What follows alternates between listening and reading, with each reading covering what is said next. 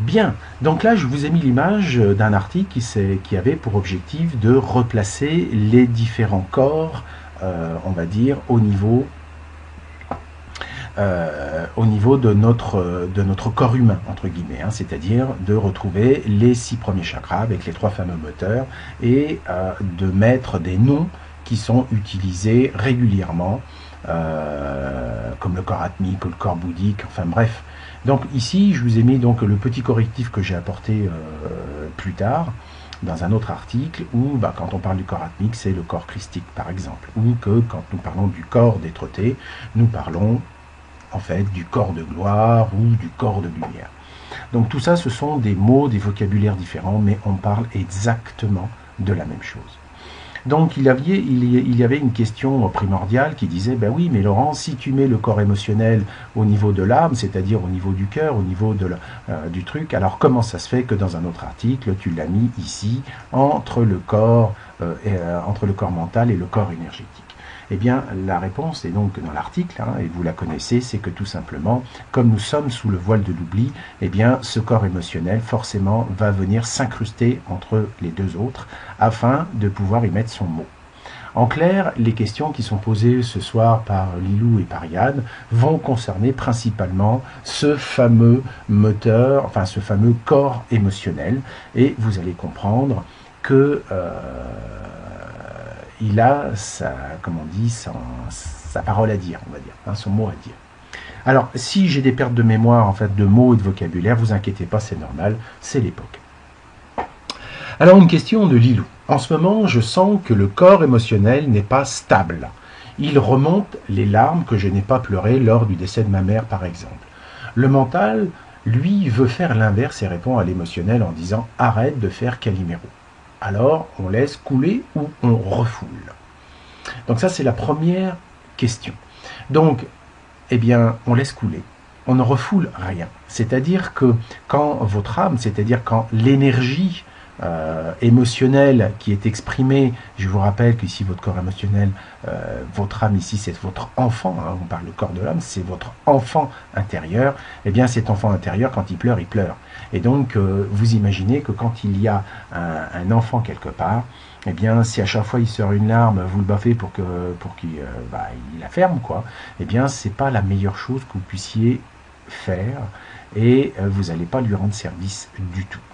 En clair, eh bien, un enfant, il faut l'écouter. Donc, quand vous avez des émotions qui vous viennent, eh bien, il faut absolument l'écouter. Donc, vous laissez couler. Et puis, si ça veut couler, alors bien sûr, quand il y a des larmes, il y a des larmes. Hein. Donc, ça coule. Donc, on peut dire que c'est un processus d'écoute, tout simplement, de purification. Donc, à chaque fois que vous pleurez, vous ne savez pas pourquoi, vous n'avez pas besoin de savoir pourquoi. Sachez simplement que c'est quelque chose qui est en train de se laver et de sortir. Je rappelle que beaucoup de gens n'ont peut-être pas lu l'article sur les larmes. Les larmes, c'est une condensation. Rappelez-vous que ce sont des émotions. L'eau. L'eau, c'est l'émotion. Donc, tout ce qui est émotion, quand vous regardez votre corps, il y a quand même un paquet de flotte. Donc, nous sommes un paquet d'émotions et c'est pour ça que c'est le premier qui vient en fait gérer un petit peu notre vie et que nous parlons toujours en termes d'âme. Donc, l'âme et on va dire les larmes, c'est la même chose, déjà. Donc, quand ça veut sortir, ça veut dire qu'il y a une surtension. Hein, c'est-à-dire qu'entre ces différents corps, eh bien, il y a des surtensions entre le corps mental et le corps émotionnel, et bien sûr les autres corps. Donc quand je prends par exemple ici le corps spirituel, si vous êtes en contact par exemple grâce à un poème, ou vous êtes dans une église, ou n'importe quoi, ou dans la nature, ce que vous voulez, et que vous ressentez vraiment quelque chose de profond par rapport à ça, eh bien vous allez avoir les larmes qui vont automatiquement sortir. Vous ne savez pas pourquoi, mais il n'y a pas besoin de savoir pourquoi. C'est-à-dire que vous avez refait une connexion avec votre divinité d'une certaine manière. Donc ça, c'est un exemple. Ensuite, eh bien, si vous avez quelque chose qui vous arrive de votre corps mental, c'est-à-dire quelque chose dans le style regret, parce que j'ai pas pleuré quand ma mère elle est décédée, c'est pas normal, tout. Enfin bon, il y a un truc, une culpabilité, enfin quelque chose qui peut venir dans l'affaire. Eh bien, tôt ou tard, de toute façon, cet enfant intérieur, ce corps émotionnel devra se libérer. Donc il se libérera. Donc si vous chialez, il ne faut surtout pas retenir.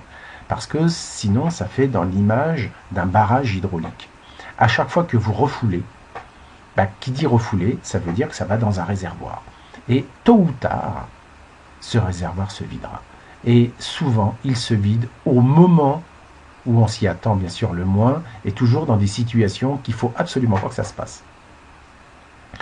Donc la meilleure chose que vous puissiez faire, c'est de laisser couler. Donc vous sortez les serpillères, enfin tout ce que vous voulez, mais vous laissez pisser comme on dit, et puis il faut simplement regarder, parce que le regarder faire, hein, vous savez, comme vous regardez un fleuve couler, vous le regardez, vous n'avez pas à dire oui mais je suis le fleuve, non, c'est une partie de vous, en vous, qui s'exprime.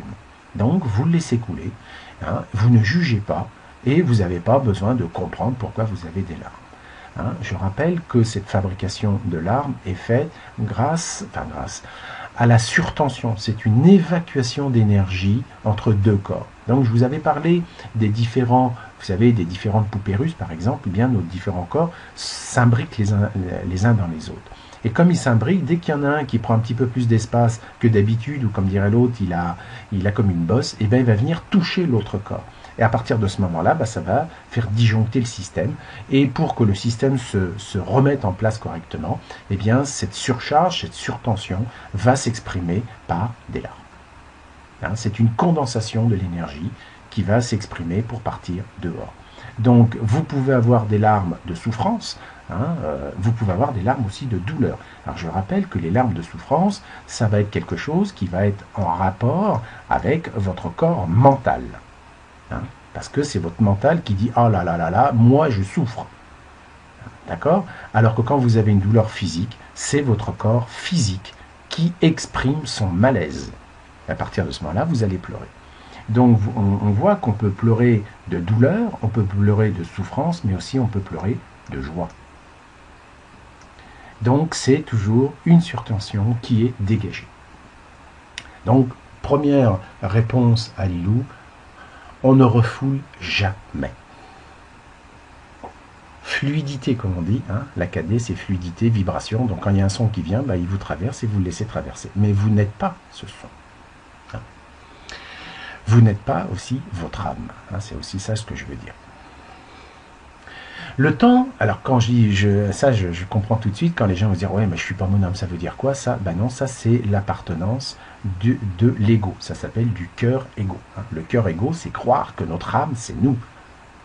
Votre corps n'est pas vous, vous habitez un corps. Votre âme c'est l'habitante, entre guillemets, de votre corps, mais vous n'êtes pas l'âme. Ça c'est l'appropriation 3D, la vision 3D, hein, et je vais répondre un petit peu plus loin. À la troisième question, on va dire, de Lilou, hein, par rapport à ça. Donc d'abord, la seconde question, c'est le temps de lavage dans la machine à laver va-t-il encore durer longtemps? Eh bien, il va durer aussi longtemps que nécessaire, parce que quand vous mettez un linge dans une machine à laver, vous n'aimez pas, une fois que le programme est terminé, que le linge soit toujours aussi crade. Donc la machine à laver va tourner aussi longtemps que nécessaire, afin que le linge soit lavé. Or, vu je dirais la crasse et surtout la profondeur à laquelle elle s'est incrustée en nous, eh bien, elle va durer encore assez longtemps. Alors, dans les prochains articles que j'ai écrits, eh bien, vous avez déjà, enfin, je vous j'en ai parlé déjà hier, dans l'article d'hier, nous allons non seulement avoir un nettoyage au niveau biologique, mais un nettoyage supplémentaire au niveau atomique. En clair, on nous a mis un détergent costaud, hein. C'était avant, il y avait une petite lessive, alors on s'attendait toujours à avoir un petit coup d'adoucisseur pour dire bon, faut quand même faire attention un peu au linge, mais là on a rajouté quelque chose d'assez, on va dire, corrosif pour aller chercher le plus loin possible dans les fibres, on va dire. Donc à l'intérieur de nous, que ce soit quand je parle de fibres, on peut penser cerveau, on peut penser neurones, on peut penser système nerveux, mais on peut penser tout le système énergétique, etc. C'est-à-dire que là où il y a une crasse, elle va aller être cherchée. Hein. Donc j'en reparlerai plus longuement dans les articles à venir. Donc finalement, toujours ce que dit Lilou, donc finalement l'expression nos états d'âme qui parle de nos émotions en lien avec notre âme est correcte. Oui, Pourquoi en avons-nous fait quelque chose de religieux? Eh bien, ça, c'était tout simplement la manœuvre de l'ombre, qui vous dit il faut sauver votre âme. Donc, si vous avez compris que vous ne pouvez pas sauver votre âme, parce que votre âme, ce n'est pas vous. D'abord, on est une particule d'esprit, donc un esprit. Et un esprit, c'est totalement immortel au niveau biologique.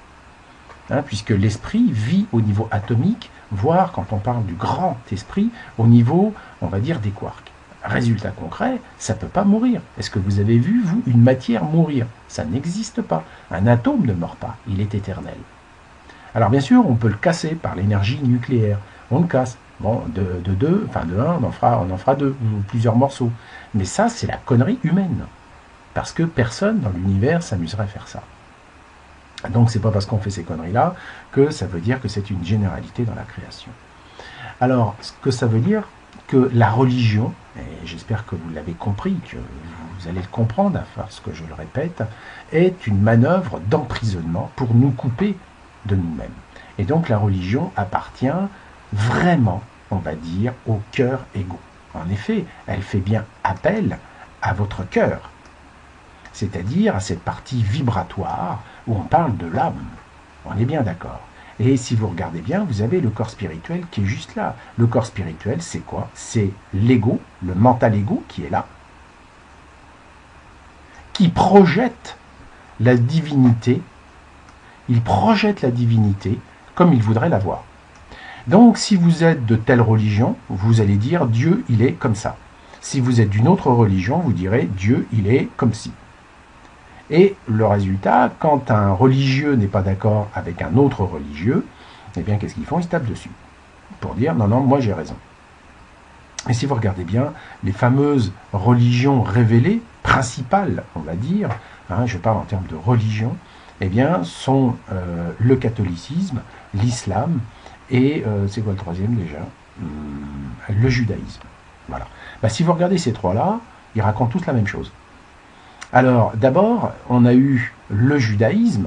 Donc, le judaïsme, c'est ce qu'on appelle, nous, l'Ancien Testament en tant que catholique, parce que le Nouveau Testament, ça s'appelle le catholicisme. C'est pour ça qu'on parle généralement des religions judéo-chrétiennes. Donc, comme les Juifs n'ont pas reconnu, on va dire, Jésus comme prophète, ils disent, nous, on s'arrête à Moïse et point barre. Donc, on peut dire que l'ancêtre de la religion chrétienne, c'est la religion juive. Mais si vous regardez bien, 600 ans plus tard, après Jésus, il y a Mahomet, enfin 500 ans, à peu près dans ces eaux-là, eh bien Mahomet il est venu, et qu'est-ce qu'il a fait en écrivant le Coran? Eh bien il a réécrit l'Ancien Testament, et puis aussi le Nouveau. En clair, eh bien, ce sont trois frangins, on va dire, on pourrait presque dire que grand-père, c'est la religion juive, que papa, c'est la religion catholique, et puis que le gamin, c'est la religion islamique. Résultat, ils parlent tous, effectivement, de la même chose. Simplement, regardez combien de gens se sont étripés entre ces trois religions. Donc, on part d'une même chose, les prophètes parlent du même truc, et on s'étripe. Donc là, c'est là qu'on voit le bordel apporté par un corps spirituel qui dit « mais moi, je suis au contact de l'âme ». Donc les religions, les principales religions connues en ce monde, qui sont les trois que je vous ai cités là, eh bien, s'ils n'étaient pas là, on serait peut-être moins dans la merde. Parce que si vous regardez les Amérindiens, vous regardez les bouddhistes, c'est pas une religion, c'est un enseignement, c'est une philosophie de vie, mais c'est pas une religion. Donc le résultat, si vous regardez comment vivent les Amérindiens, aussi c'est une philosophie. Donc le reste de la planète vit avec des philosophies, et il n'y a qu'en Europe qu'on se tape dessus. Et qu'on se dise, non, non, Jérusalem, c'est la capitale des chrétiens, c'est aussi la capitale des juifs. Et puis, on peut dire que les islamistes se sont dit, non, on va quand même pas se mettre à Jérusalem, quoi qu'on a quand même planté la mosquée juste là où il y avait l'ancien temple. L'histoire, on va dire, de faire chier, entre guillemets, on va dire, la religion juive. Donc les pauvres, ils n'ont qu'un pauvre mur, soi-disant des lamentations. Donc c'est pour dire que c'est des conneries tout ça. C'est des frères qui se tapent dessus pour simplement dire que l'un a plus raison que l'autre. Alors, pourquoi en a-t-on fait une chose religieuse, hein? Eh bien, c'est la chose principale, c'est qu'effectivement, quand un corps spirituel est en contact avec la partie divine que l'on va appeler l'âme d'une certaine manière, hein, puisque vous avez l'âme, et puis après Dieu, c'est le stade au-dessus, hein. Dieu il est là, hein, c'est l'esprit qui cause. Donc Dieu est immortel, omniprésent, omnipotent, enfin tout ce que vous voulez, et puis après il y a une pauvre âme qui va, elle, gérer sa vie comme elle peut, et forcément, comme nous on fait que des conneries avec notre corps mental et notre corps spirituel, d'après vous c'est qui casque? Eh bien c'est notre corps émotionnel. En clair, nous sommes des tas de fumier émotionnels. Tout ça dû, bien sûr, à des noirceurs du corps spirituel et du corps mental, principalement. Voilà, donc pourquoi en a-t-on fait une religion, hein, pourquoi quelque chose de religieux? Eh bien, tout simplement, c'est pour l'emprisonnement. Hein. Donc là, on est ce qu'on appelle dans le cœur égo. Hein. Je vous rappelle que l'ego, c'est cette paroi ici, hein, cette espèce d'œuf, hein, ça c'est l'ego. Donc vous avez le mental égo et vous avez le cœur égo. Donc la religion, hein, qui est donc, je dirais, une utilisation du corps spirituel, mais qui a pollué, entre guillemets, le corps émotionnel. Voilà. Donc maintenant, je vais continuer. Donc il y a un très très vieux problème avec mon corps émotionnel que j'aimerais enfin résoudre, comprendre, sentir, accepter. Une vétille selon moi, mais ce n'est qu'un jugement qui rend en moi une partie tellement furieuse, torturée, etc., que je suis malade du foie ce matin. En clair, eh bien ici, c'est qu'on voit que quand le corps émotionnel, comme dirait l'autre, fait des siennes, hein, je vous rappelle qu'ici on a comme un aimant, hein, c'est-à-dire que quand le corps mental, donc spirituel et tout le bordel, hein, associé au corps des désirs ici, se met à tourner, automatiquement le corps émotionnel, lui, va se mettre à tourner à la folie. Et donc forcément, comme il va se tourner à la folie, eh bien, il va entraîner des dommages au niveau de notre corps énergétique. En clair, ça va être une tempête. Donc vous savez que le côté magnétique, c'est le côté vibratoire, c'est le côté féminin, hein, qui va forcément se répercuter sur les murs. Comme dirait l'autre, à force d'hurler dans la piole, il y a le papier peint qui va décoller. Hein, et la moquette brûlée, comme vous voulez. Donc ici, eh bien, ce qu'il faut comprendre, c'est que quand on est torturé, quand on est, comme le dit Yann, furieuse, etc., et malade, hein, du foie, je rappelle que le foie, vous savez, c'est un organe qui est là pour filtrer, enfin purifier d'une certaine manière, parce que les reins sont là pour filtrer le sang, mais le foie est le siège de l'âme en tant que tel, puisque c'est là que se situent toutes les réactions chimiques qui vont faire que votre sang, hein, je rappelle que votre âme, c'est votre sang, ce qui anime, eh bien, c'est lui qui va réguler toute l'affaire.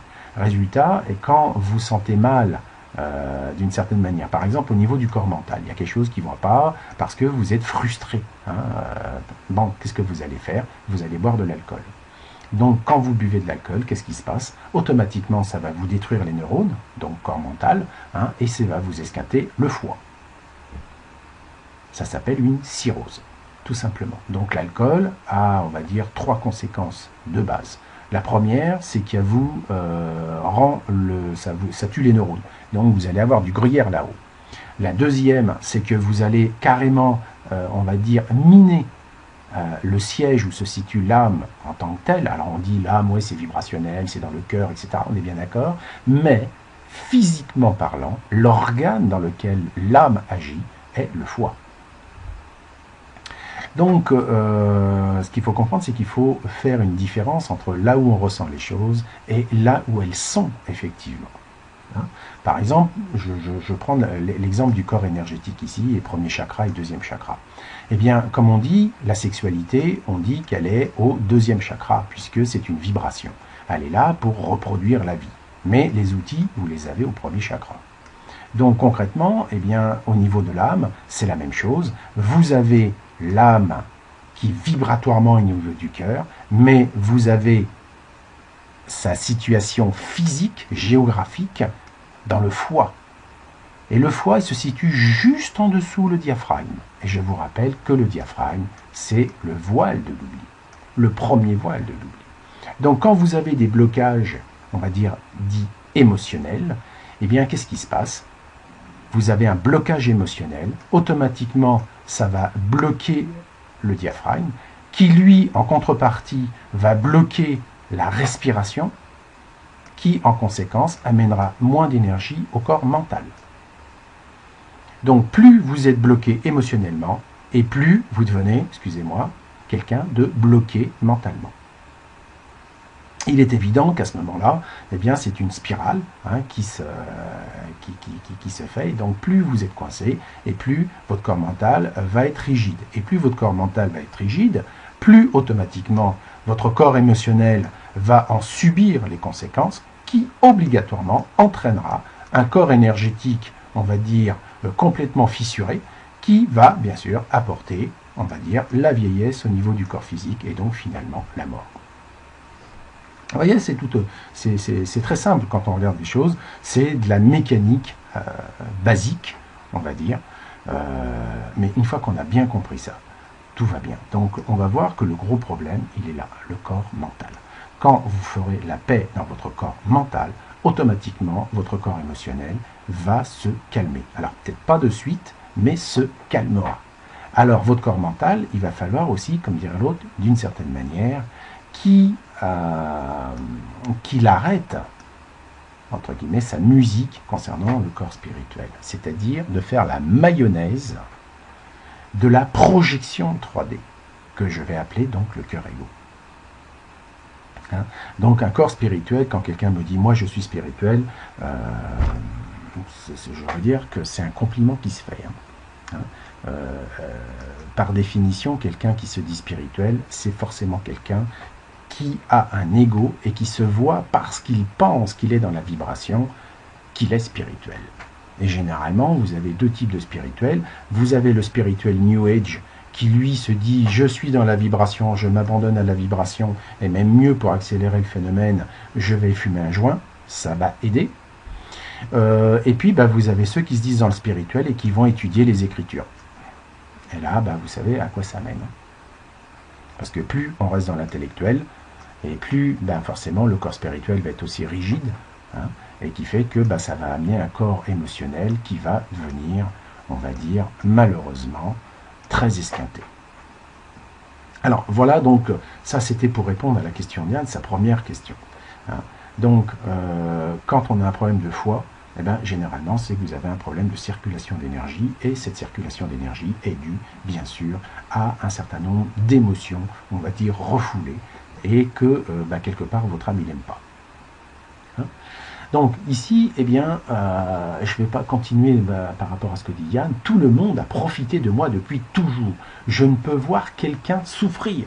Résultat, je suis toujours relégué au calendrier quand on doit me rembourser de l'argent prêté. On ne me le rend jamais, cause, circonstances, etc., etc., etc. Je vis ça de façon récurrente et je réponds à ça que j'en ai pas besoin. Ce qui d'une certaine manière est vrai, mais ça craque, ma réponse, ça craque et je suis malade, car je me mens, et si ça compte, et j'en ai honte, me sentant 3D et me faisant souffrir, et que ça n'en vaut pas la peine, le on s'en fout ne fait que mettre du feu dans l'huile.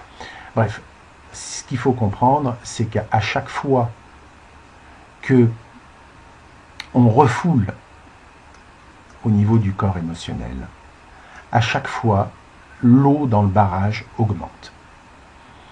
Donc c'est sûr que quand vous voyez quelqu'un qui a des seaux d'eau, c'est-à-dire qui est en souffrance, qui a plein de larmes, eh bien ça vous fait souffrir. Pourquoi? Parce que inconsciemment, vous savez que cet être est en train de remplir son propre barrage. Et vous savez, par définition, vibratoirement, que l'air de la 4D, c'est la fluidité. Or, est-ce que l'eau est fluide quand elle est dans un barrage? Elle n'est pas fluide du tout. Elle est statique. Et ça fout les boules. Donc, forcément, une eau qui est statique, eh bien, on dit, mais non, moi, j'ai pas besoin de pleurer, vous savez, non, moi, je stocke, j'en ai pas besoin, d'une certaine manière, mais inconsciemment, on se dit, mais si les barrages hydrauliques, ça devait exister, pourquoi ils n'étaient pas là avant qu'on les fasse? Parce que de l'eau qui dort, une émotion qui dort, une émotion qui est, on va dire, refoulée, hein, qui est là, qui est entassée, qu'est-ce que ça fait? Eh bien, ça fait qu'il y a beaucoup de vases au fond du lac, et que, au fond du lac ou du barrage, c'est-à-dire que obligatoirement, vous allez du côté d'EDF, vous saurez que tout barrage doit être régulièrement vidé afin qu'on ôte la boue qui est au fond, parce que ça dépose lourd. Vous imaginez que tous les courants d'eau qui vous arrivent, toutes les larmes que vous devriez verser, qui devraient se déverser dans la vallée, et retourner donc à la mer, ce qu'il fait, il est arrêté par le mur, et toute la mer qui trimballe avec lui, ça va déposer au fond. Donc un barrage va s'enliser. Après, comme dirait l'autre, quand on voudra utiliser l'eau pour, on va dire, fabriquer l'électricité, on n'aura plus beaucoup d'eau, mais beaucoup de vases. Et donc c'est en cela que quand on voit quelqu'un souffrir, automatiquement, ça nous rappelle nos tonnes de vases que nous avons parce que nous avons refoulé. Alors, dites-moi pas qu'un préhumain n'a pas refoulé ses émotions, parce que le but propre de toutes les institutions et de toutes les religions, c'est de refouler ce que vous êtes. Combien de fois vous avez eu envie de dire à une fille « je t'aime » ou « j'ai envie de t'embrasser », le problème, vous ne l'avez pas fait, parce que tout simplement, vous aviez votre femme qui vous tenait le bras, quoi. Donc vous ne l'avez pas fait, réciproquement, au niveau de la femme. Vous aviez envie de faire quelque chose, mais vous aviez un mec qui vous tenait le bras, vous ne l'avez pas fait. Tout simplement, cette autre personne, c'était pas pour des raisons, on va dire, de désir ou quoi que ce soit, c'était tout simplement, par exemple, votre fils ou votre fille ou votre père ou votre mère, juste dans une vie antérieure. Donc vous l'avez ressenti au niveau du cœur, mais vous n'êtes pas donné la permission de pouvoir rentrer en contact, de faire le contact avec la personne, sans pour cela penser automatiquement tous les trucs de 3D. Donc on sait que la 3D, par définition, nous empêche littéralement d'être nous-mêmes, d'être transparents. Et c'est pour ça que nous en sommes arrivés à être dans le paraître, c'est-à-dire à côté de l'être. Donc on dit, regarde comme mon barrage il est beau, regarde comme il est puissant, regarde les putains de turbines. Mais dans la réalité, la meilleure de toutes les turbines, c'est quand il n'y a aucun barrage. Parce que là, vous êtes ce que vous êtes. Et vous n'avez rien à cacher. Et l'avantage, vous n'avez plus la vase du fond qu'il y a dans le barrage. Parce que quand l'eau coule dans la rivière, on va dire, dans le torrent de montagne, il n'y a pas de vase au fond. Donc c'est la différence. Donc il y en a qui vont se dire je suis fort, je suis un gros barrage, je retiens, je maîtrise, je contrôle, jusqu'au jour où il y a une fissure, où il y a un pétard, ou n'importe quoi, et là ça va être la vase qui se défoule correctement, complètement, et qui va emmener tout sur son passage. Donc c'est évident que plus on refoule une émotion, et plus vous avez, comme dirait l'autre, de la dynamite entre les cuisses.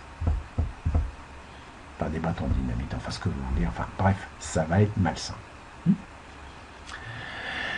Et donc je continue ce que dit Yann, et sans cette importance selon moi, mental jugement, mais quand je me vois, je me dis que je ne peux continuer à me mentir. Alors comment trouver la paix? Comment équilibrer mes énergies? Comment intégrer cette partie qui souffre si vous saviez combien avec des répercussions incroyables? C'est simple, il faut ouvrir le barrage, c'est-à-dire accepter de montrer ce que l'on est, et qu'à chaque fois que des émotions passent, de les regarder pour ce qu'elles sont et de les laisser continuer leur chemin. Voilà, donc la réponse, c'est en cela. Et donc le fameux, comme tu disais, le on s'en fout ne fait que de mettre du feu sur l'huile, ou de l'huile sur le feu, l'expression en fait, quand l'eau coule naturellement, bien sûr, elle est chargée de particules, de vase, puisqu'il y a une érosion, on est d'accord, mais ce n'est pas statique, c'est dynamique. C'est comme votre voiture. Automatiquement, elle va fabriquer, on va dire, du gaz carbonique et du monoxyde de carbone. Et elle a un pot d'échappement, oui, mais si vous restez dans votre garage avec le moteur allumé et vous ne bougez pas votre cul, c'est sûr que vous allez avoir des ennuis de santé. Par contre, si vous roulez sur la route, vous êtes en mouvement, les gaz seront derrière vous et vous continuerez. Et la nature s'occupera, on va dire, des gaz. Donc là, il faut comprendre que dans cet étagement, le corps émotionnel est primordial. Je vous rappelle que ici, nous avons affaire à des éléments qui sont masculins. Alors, ici, pareil, c'est masculin, c'est la matière. Excusez-moi. Alors que là, on a le droit à du féminin, à une vibration. Donc, il est normal que c'est ça qui fasse fonctionner les deux autres.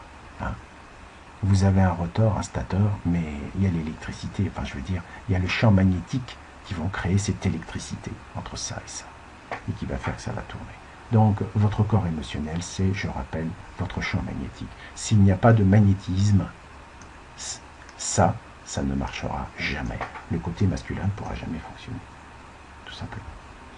Voilà, donc ça c'était par rapport à cette première image et par rapport à ce qu'il faut faire. Ne refoulez pas, ne conservez pas pour vous vos émotions, exprimez-les, laissez-vous traverser par elles, mais surtout ne vous identifiez pas à elles. Je rappelle que votre âme, c'est votre enfant intérieur. Vous n'êtes pas votre enfant intérieur. Hein, c'est comme à l'image des enfants qu'on a dans la vie courante. Vous êtes le papa, vous êtes la maman, on est d'accord. Vous avez fait un gosse, super, c'est génial. Mais un, il ne vous appartient pas, et deux, il a sa propre vie. Donc de toute façon, tôt ou tard, malgré tout l'amour que vous avez, il partira. Parce que s'il ne se sépare pas, et il ne se sépare pas de vous, on va l'appeler Tanguy. Hein, vous connaissez le film Tanguy. Donc non, il va prendre son envol. Mais ce n'est pas vous. Donc tout ce qu'il exprime à travers votre corps émotionnel, tout ce que votre âme exprime à travers votre corps émotionnel, n'est tout simplement que ses désirs, ce qu'il désire vivre. Or, vous savez comme moi, les gamins prennent des mauvaises habitudes régulièrement. Donc quand des fois ils pignent pour quelque chose, eh bien il faut y mettre un petit peu de fermeté. Voilà pourquoi quand un individu, enfin un parent, à ce que j'appelle l'amour con, c'est-à-dire un amour inconditionnel mais sans aucune jugeote, eh bien qu'est-ce qu'il fabrique? Il fabrique un être qui croit que tout lui est permis et qu'on doit répondre à toutes ses demandes. Pensez-vous qu'il sera prêt, une fois quand il va être sorti du nid, qu'il sera prêt à affronter ce qu'il est? Pas du tout, ça sera un mou. Donc c'est pour ça que l'amour, le véritable, est toujours associé à une fermeté, à un côté masculin. Donc la sagesse, c'est tout simplement un amour sage, et pas un amour con. Voilà pourquoi dans tous les coups, quand il y a une maman, on est d'accord, et puis il y a un papa, on est d'accord. Mais quand il n'y a pas de papa, les mamans, ils essayent d'être le papa. Et qu'est-ce que ça donne en règle générale? Eh bien, elles se font bouffer par leur gamin. Alors si leur gamin est un mec, eh bien, ils vont se faire bouffer. Alors ils disent, oui, j'ai donné ma vie, j'ai vécu pendant 10 ans, 15 ans, toute seule, à l'élever parce que c'est mon fils, etc. Et donc, en fait, la maman, elle a essayé de s'équilibrer avec le masculin de son fils, mais son fils va dire, écoute maman, c'est vachement bien, mais tu m'as pas donné aussi ce que j'avais besoin, c'est de temps en temps une baffe. Mais une baffe, une vraie. Celle que papa aurait dû me donner. Parce que papa, lui, comme il est un peu moins dans la vibration, il est un peu plus sec. Donc voilà, donc les histoires des mamans qui vivent toutes seules avec leur fils, j'en ai rencontré beaucoup, c'est à terme catastrophique, généralement. Hein, parce qu'après, l'enfant, qu'est-ce qu'il va faire? Il va essayer de trouver une autre maman, c'est-à-dire il va se marier avec une autre nana, et il va lui faire subir tout ce qu'il faisait subir à sa mère. En clair, il va cogner, il va taper, il va... Enfin bref, ça ne sera pas le gentleman dont la nana avait rêvé. Bon voilà, je vais m'arrêter là-dessus. Et on va passer à la deuxième vidéo.